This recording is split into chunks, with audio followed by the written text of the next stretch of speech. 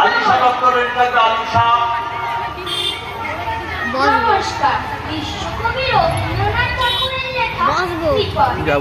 আমি ভিক্ষা করে বেরিয়েছিলেন গ্রামের পথে। তুমি তখন চলেছিলে তোমার স্বর্ণরথে। অপূর্ব এক স্বপ্ন সম লাগছে ছিল চোখে মম।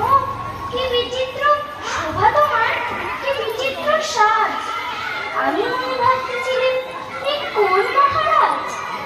আজ শুভক্ষণে রাত পোহালো, ভেবেছিলেন তবে আজ আমার দাঁড়ে দাঁড়ে ফিরতে নাহি হবে।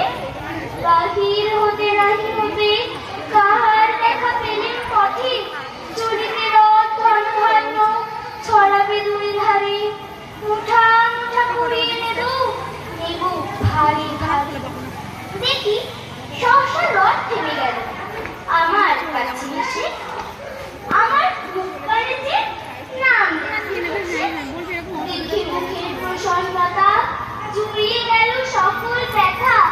কেন কালে কিসের লাগি তুমি অবস্থা।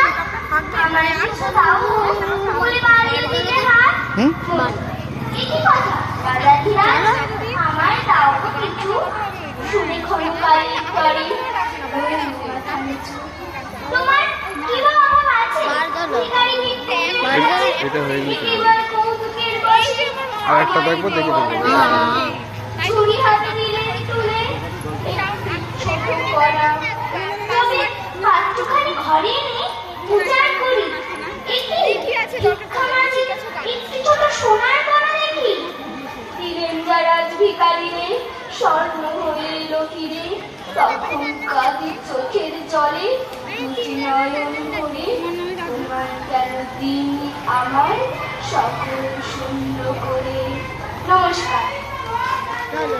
আরেকটা আলিশা দপ্তর